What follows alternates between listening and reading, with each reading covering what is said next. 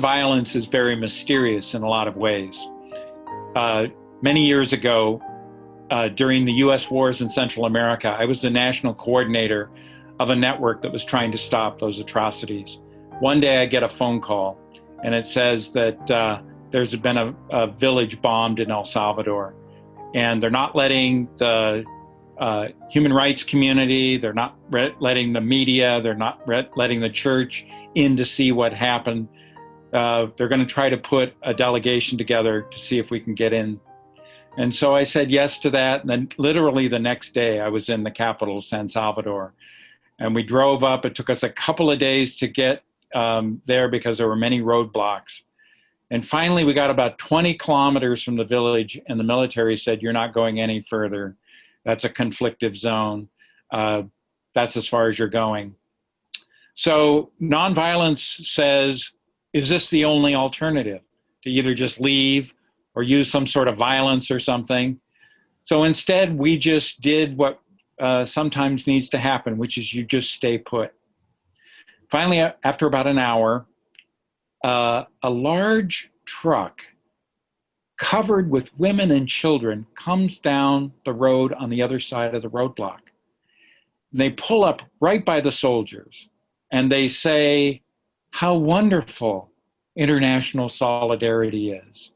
We are so pleased that you're here. We want to take you to our village to see what we are living and experiencing." At which point the soldiers got up and started pointing their M16s at us and saying, "You're not going any further." We just decided to wait and see what would happen. About an hour goes by, and finally all these little children descend from the truck, and they actually just start working their way through the roadblock.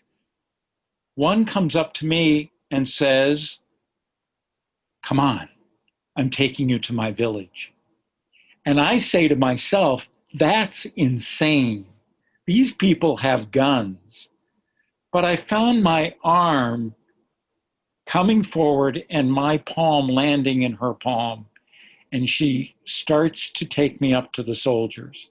At which point, one of the soldiers who's armed puts his hand on my chest and says, "You're not going any further." I looked him in the eyes. There's this really great French philosopher, Emmanuel Levinas, who talks about the infinity, the flow of infinity between the eyes.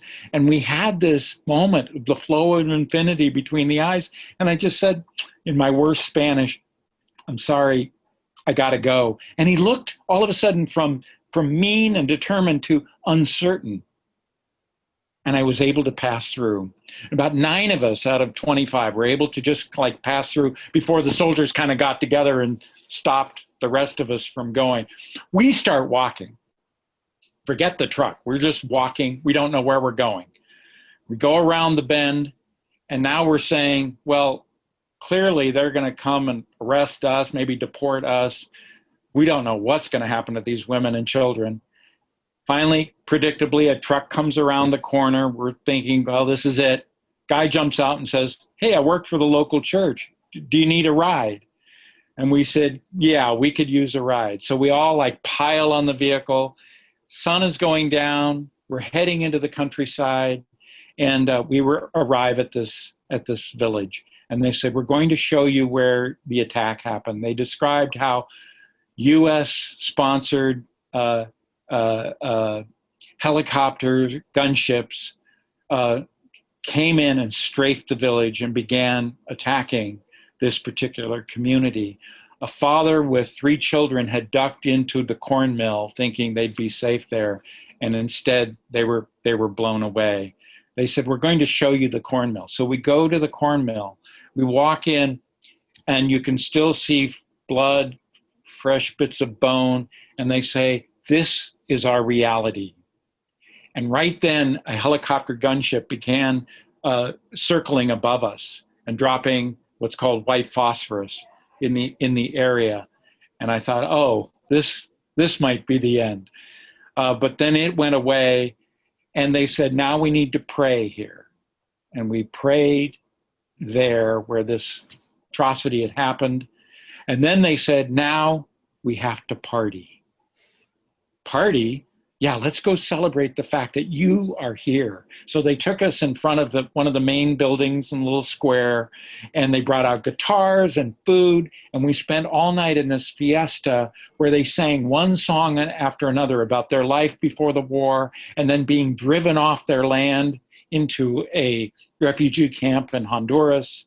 And then they're deciding, no, we have to go back to our village. And they compelled the United Nations to accompany them back to their village.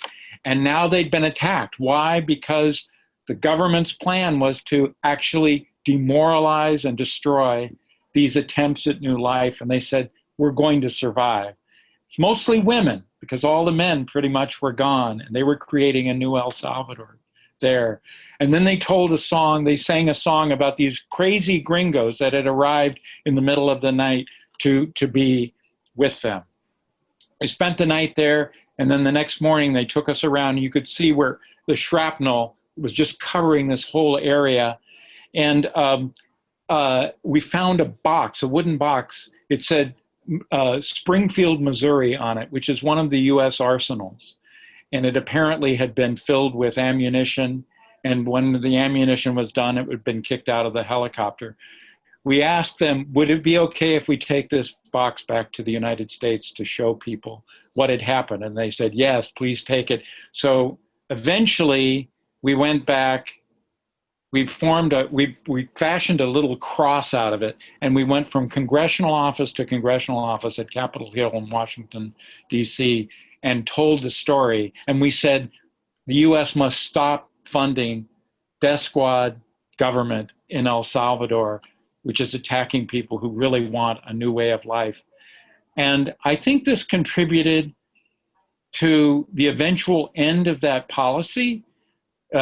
Wars continue under other forms today, but in terms of ending that particular policy, this was one piece of this, because there was a whole movement across the United States that was joining arm in arm with our sisters and brothers in Central America who were working for peace and justice there. And together we helped create a different possibility. And that war literally ended not long after that. But what I take away from it was the nonviolence of the little girl who reached out her hand